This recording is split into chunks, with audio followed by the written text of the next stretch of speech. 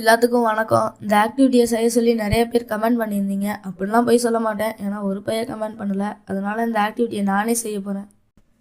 இது என்ன ஆக்டிவிட்டினா, தண்ணிக்கு நெருப்புக்கு போட்டி வச்சா எது ஜெயிக்கும் அப்படிங்கிறது தான். இது கேட்க தான் கோளாறாக இருக்கும், இருந்தாலும் நல்லாயிருக்கும். வாங்க பார்க்கலாம்.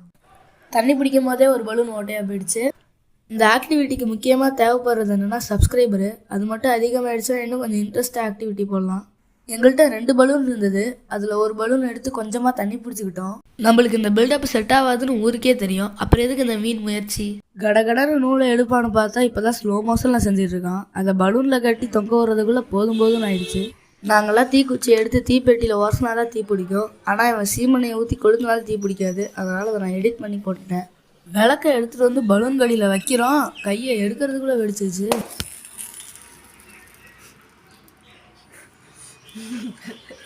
அப்புறம் என்ன பண்ணுறது? அதே மாதிரி இன்னொரு பலூன் எடுத்து இன்னும் கொஞ்சம் தண்ணி அதிகமாக பிடிச்சி வச்சோம். இவன் சும்மாவே சூப்பராக பற்ற வைப்பான். இதில் விளக்கில் தண்ணி வேற ஊற்றிடுச்சா. இவன் பற்ற வைக்கிறதுக்குள்ளே எங்கள் அம்மா சாப்பிட கூப்பிட்டாங்க. போய் சாப்பிட்டு வந்து பற்ற வச்சோம். கடைசியில் என்ன ஆச்சு நீங்களே பாருங்கள்.